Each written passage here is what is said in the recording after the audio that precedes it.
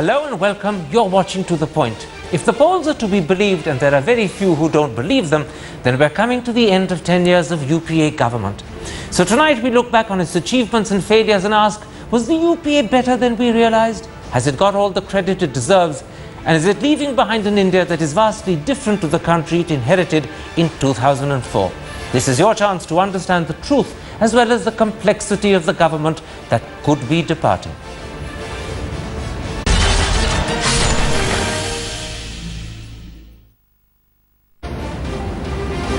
Joining me now to look back on 10 years of the UPA is the former president of CII and vice chairman of Ashok Leyland, R. Sheshasai, former foreign secretary and ambassador to America, Dr Manmohan Singh, one of the country's top sociologists, Shiv Vishwanathan, the managing editor of the Business Standard, Rahul Jacob, the well-known columnist Siddharth Bhatia, and joining us shortly, the joint head of the media department of the Congress Party and Haryana Minister Randeep Singh Surjewala. Let's start with the economy, Rahul Jacob, because in a sense many believe that perhaps is the biggest challenge the UPA is leaving behind for the next government. The UPA is particularly proud of the fact that they've pulled 140 million people above the poverty line, that they've given the country an average growth rate of 7.5% a year over the 10 years they've been in power. As you see it, how significant is that as an achievement, or over a 10-year period, is it actually, in your eyes, insufficient? Well, it's a huge achievement, but it's very much what happened in the first term that was an enormous achievement. The responses at the end of the first term, in the budget of 2008-2009, the fiscal loss of control over the fiscal deficit at the end of that first term, the loan waiver to farmers, Narega, all of that has created problems for the second term, which have now come home to roost. But so the interesting thing is that the elements of the economy from which the UPA takes great pride are all to do with UPA 1. UPA 2, in a sense, is an aspect that they're trying to either ignore or sweep under the carpet. Well, I'd argue that, yes, that those problems blew up at the end, started to come home at the end of UPA 1, but there was also the financial crisis of 2008, and the argument, the discussion in India seems to be completely divorced from what happened elsewhere in the world. China also lost control of its fiscal situation to some degree at the end of 2008. So if you compare the Indian fiscal situation to the Chinese, you would be more understanding of Dr Manmohan Singh and Mr Chidambaram. Yes, and indeed growth. Siddharth Bhatia, one of the things that industrialists and investors in particular complain about is that UPA has been dilatory, if not negligent, in delivering the essential reforms that people believe were needed to keep the engine of growth moving. Pension reform, raising the caps, was promised by Mr Chidambaram in his first budget 10 years ago, but still not delivered. GST and DTC seem to have been virtually forgotten about because they haven't happened. You've ended up with a not very industry-friendly land acquisition, and Vodafone is a disaster. Do you think on the reform front UPA failed to get its act together, or is that an unfair criticism? Well, the cases that you mentioned are some of those highlights that keep being talked about. But, you know, I'd just like to put a slightly different take on this. If 8 years ago, say before 2008, around that period, there was a lot of talk of the India story, and there was a lot of hype about, Indian corporate sector was all very excited about, and they were overselling the India story.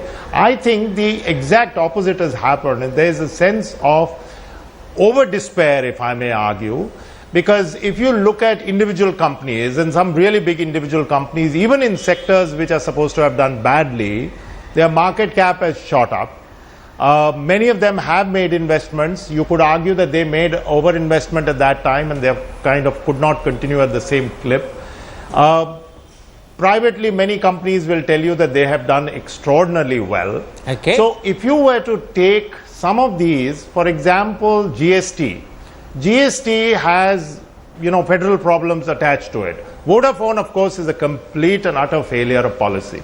But it's not as if each and everything that you have mentioned, or the economic handling in general, has been a disaster. Okay. And I think most corporate sector people will admit that to you. It's just that this miasma has been created that the economic handling of Dr. Manmohan Singh and his team was really, really very bad. Well, I don't think it is that bad at all. We have a very senior member of the corporate sector with us. We've got Mr. Sheshasai, who's not only vice chairman of Ashok Leyland, but a former president of CII. You are, Mr. Sheshasai, so to speak, one of the animal spirits that Dr. Manmohan Singh's been so concerned about. He wanted to revive them, and animal spirits have remained depressed right through.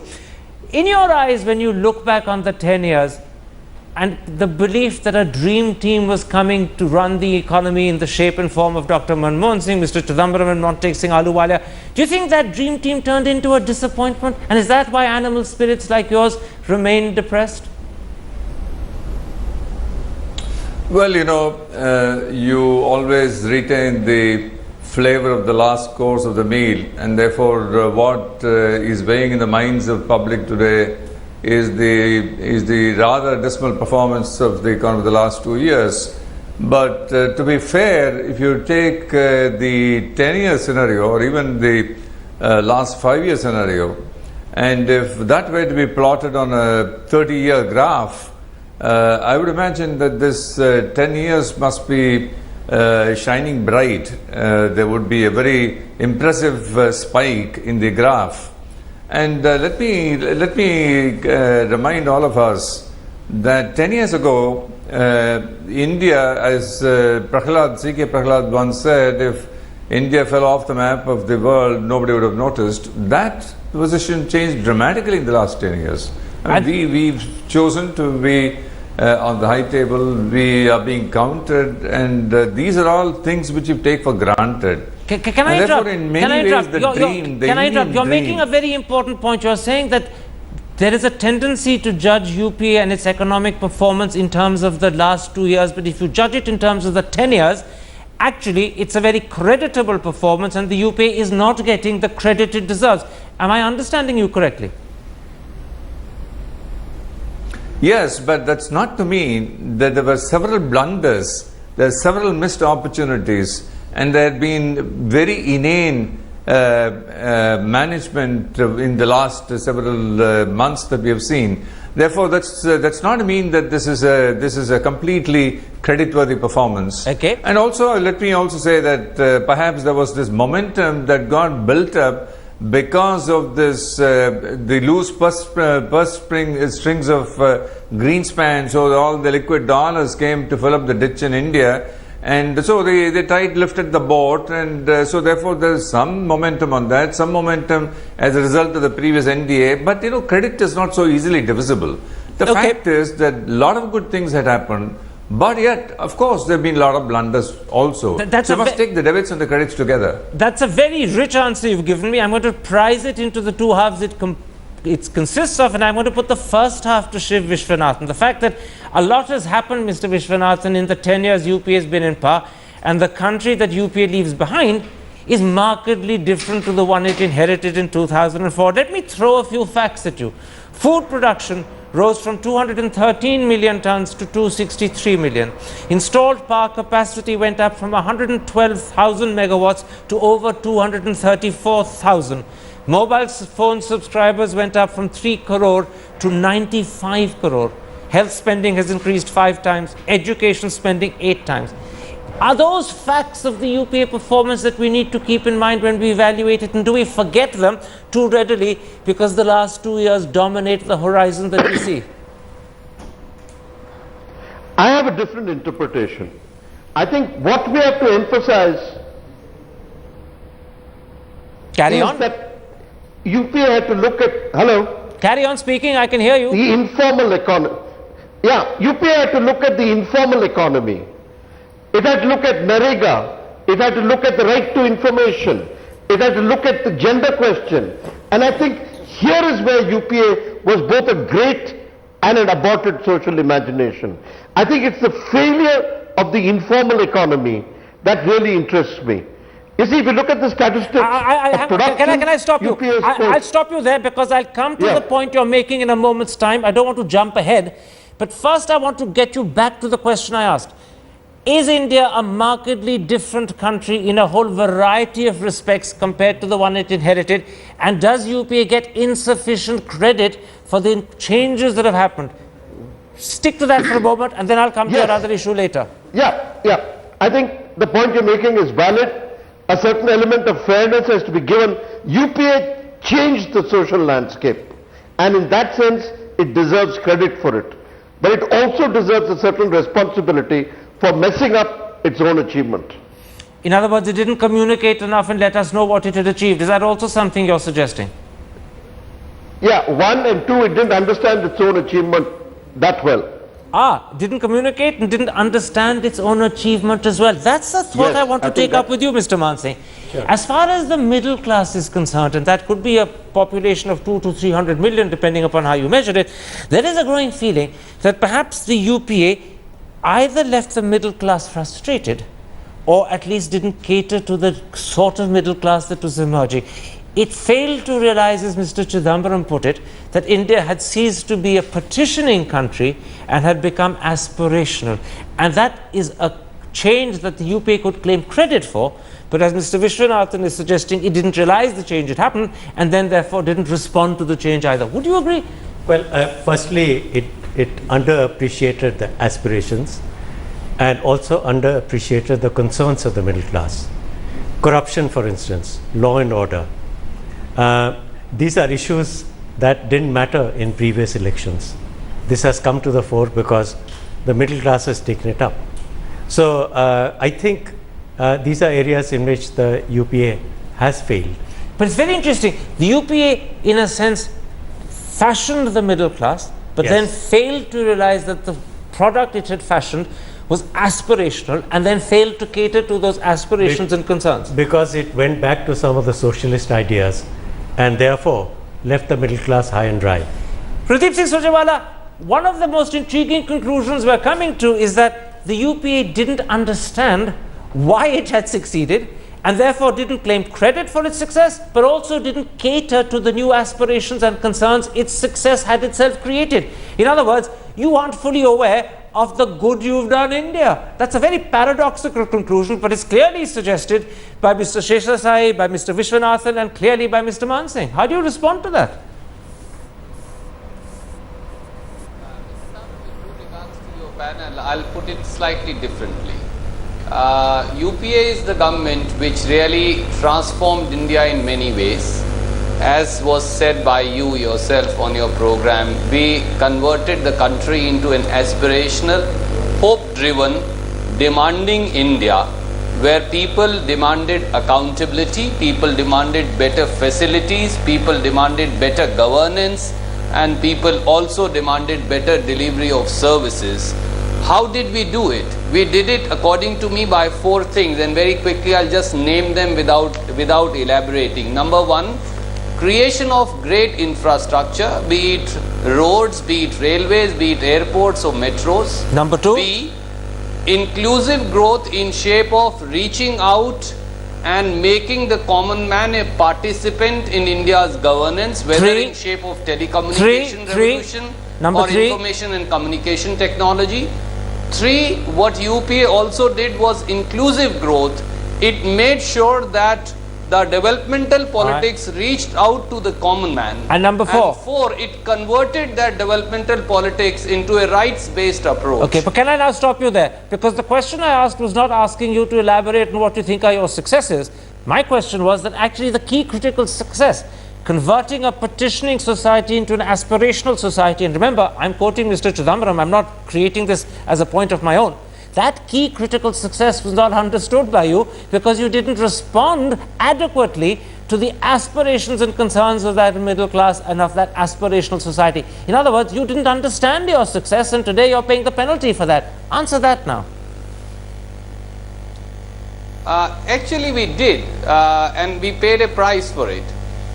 When we took the developmental model from middle class to the common man and to the poorest of the poor, then various times sections which also compete for a share in governance pie, and in that share in governance pie, when the common man or the poorest got a share, sometimes other sections felt that they were being denied their rightful due. And may I also add a line, a systematic atmosphere of distrust was created by Okay. our opponents in India's economy and resilience over last 2 years, All right. I think that's also a price that India has also UPA paid for. Let me put that to you. Do you accept that argument that in fact when they tried to advance what he calls the development pie beyond the middle class and began to ensure that the poorer classes got a share, they created resentment in the middle class and today they are suffering as a result? Do you accept that as an explanation or do you think it's a bit too convenient? Well, I think actually the middle class, going by the numbers you talked about, the huge expansion in mobile services, the fact that our airports are completely different today from 10 years ago, the middle class is actually ungrateful and complains far too much. If anyone has reason to complain in this country, it's the poor. And the problem here, though, is that the UPA lost control of inflation, and by losing control of inflation, the impact of prices hit the middle class and the poor, and that's the real problem. Very quickly on that point, Siddharth Bhatia, would you accept it that one of the things that UPA is suffering from is ingratitude from the middle class, who, to coin a phrase, have never had it so good? The only problem is inflation began to hit them in the last 3-4 years, and that became a lever of anger that they've held against UPA, forgetting that actually despite inflation, they've had 10 extremely good years. Would you accept that? Or is that over-egging it? See, I've always said that the Congress is a party with a socialist heart. And over the last 7 to 8 years, 10 years, when it looked and created situations and created, conditions which were very beneficial to the middle class, rampant growth, stock markets booming, real estate, booming, salaries going up left, right and center. Don't forget a lot of easy money was coming from overseas. When that was happening, the middle class was thoroughly enjoying it, and you were hearing words like the India story all the time. Okay. The middle class also has a lot of avenues to let its feelings be known, the media for instance. But yes, I fully buy this argument without giving any kind of long rope to the Congress or the UPA, that when the attention started shifting towards what the Congress has always felt is its natural home, the poor, the middle class started getting very antsy and restive about it. So I think they have deserted the Congress and the UPA in large numbers after loving Dr Manmohan Singh just 5 years ago. Mr. Chesai, something that probably was very much at the core of what's being called the middle class desertion of Congress is the concern with corruption. There was a whole spate of corruption scandals, 2G, Coal, Commonwealth Games, Adarsh, Augusta Western, that just proliferated in the last 5 years. Was it the mere fact of corruption, or was it the inability to respond to it adequately, or was it in fact the ceaseless television focus on corruption? Which of the three undermined Dr Manmohan Singh and Congress in the eyes of the critical middle class and the press? I think there's a fourth one, and that is when the government started opening up, they forgot a very simple lesson, that if public assets had to be made over to private investors, private interest, there needs to be a legitimate, transparent process for making that happen. Margaret Thatcher did that, Reagan did that, and that was something which was not put in place. And I don't think it's merely a lapse. I think there were political interest in it, in not putting it in place. And therefore, if you look at whether it's a land scam or the mine scam or the spectrum scam, all of that resulted from the fact that the process was not transparent and legitimate. And to exacerbate this, very ironically, this government gave the key to the backyard in the form of RTI, gave the freedom to some of the instruments of democracy like the CAG and CBI. They may be still caged birds, but I think there was much more air in cage now. And when the keys were given and they opened the backyard, all the muck was there. Absolutely. It is very ironic. In other words, in fact, the UPA government didn't realize that they were giving a stick to beat themselves up, stick to all these people to be beaten by themselves. Mr. This is very Mishra, ironic, and that's precisely what happened. once again, you're giving me a wonderfully rich answer which comprises two parts. The key element of the RTI which unlocked the troubles that UPA faces, I'll leave for a little later, but I want to take up the first bit. And the first bit is this: do you think that this problem of corruption in the eyes of how the middle class perceived it got exacerbated by the Prime Minister's explanations. He pleaded coalition compulsion, which meant that somehow politics wouldn't let him intervene while Raja did whatever he wanted on 2G. Politics wouldn't let him intervene while questionable coal allocations happened, even though he knew that auction was preferable. Did that explanation of coalition compulsion make the Prime Minister look ineffective? Worse still, did it make him look complicit? No, I think the major issue here is the government didn't read the signals about the governance issues on which the public was agitated. The mass movements that took place against corruption, against law and order, safety of women, the government's reaction was to say it's not happening, not important. You mean there are none so blind as those who will not see, because this was happening in front of them? Exactly. How long did it take for the leaders to appear before the crowds that were agitating for better safety for women? How long did it take for the government to accept that you actually have to pass a Lokpal bill? And what do you think this disconnect was due to? Was it simply that they didn't want to see, or did they say this is not representative of India, and therefore did they believe that this middle class response was somehow not shared by the country? No, I think we're giving too much importance to middle class ingratitude. These are basic fundamental issues that have not been addressed in the past, and now the public is demanding that they have to be addressed. And this, in a sense, therefore, was a damning mistake that UPA made. Absolutely. And it made it with its eyes wide open. Absolutely. Let me come to that flip side of that answer from Mr. Shesasai and put it to you, Mr. Vishwanathan. The RTI.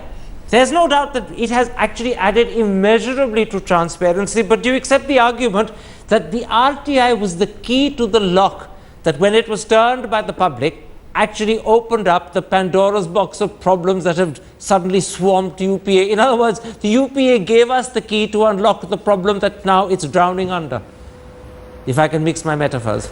I think it's a bit more complex. I think one has to understand that basically it's the way UPA responded to corruption. Manmohan's was a goodness which was limited. I don't think he understood the nature of evil. I don't think he understood the nature of corruption. So what we had was a man who pretended ethics was table manners. And because he saw ethics as table manners, he lost the plot. What about... It's not just RTI. It's... carry on finishing. It's not I just... think in a deep and fun... Yeah. I think Manmohan didn't understand the nature of corruption. A certain kind of good behavior doesn't understand the scale of what happened. It was a failure of an imagination. All right. You know, this paradox, Mr. Surjewala, is that some of the good work you did, the right to education, the rural employment guarantee scheme, the right to food, were conscious measures to tackle perennial problems of education, of joblessness, of rural hunger or urban hunger that India has had to face for decades. But you either haven't got the appreciation because people haven't realized the importance of what you've done, or these weren't implemented effectively so that the results didn't happen. But either way, you've lost out. Would you accept that your good work hasn't been noticed either because it wasn't appreciated or because it hasn't delivered because of bad implementation? I wouldn't really agree entirely with that, Mr. Thapar. For example, if I was to only give an example of Narega, about 1,550 crore man days were created across states. We must understand who are the stakeholders. The stakeholders and final implementing authority are states. It has to be a communion and a union between center and state. And there are, as we all know, in a country as gigantic as ours, and as diverse as ours, there are operational issues which will always happen.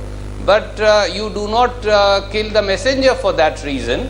There have been issues, they have been corrected, and I am sure with the evolution of processes they will. Your other panelists that they were saying, I just want to very quickly point out, the system of transparency and accountability, maybe many people allege us for being late, but who finally implemented it after 60 years? Whether it is the Mines and Minerals Act where auction was brought in, that was Dr. Singh, despite stiff opposition by BJP ruled governments. All right. Similarly for Lokpal, similarly for the Women Reform Bill, Criminal Amendment Bill, succession bills. I think all these are landmark pieces of social, political legislations which empowered the common man. You may well Whether be it right, was Mr. women, Surjewala. whether You it was may right well to be right in succession. mentioning these as landmark legislations, but the problem is the mere fact that you have to remind us of them underlines the point that you haven't got the benefit for doing it, neither because you didn't sell it or because the implementation is bad.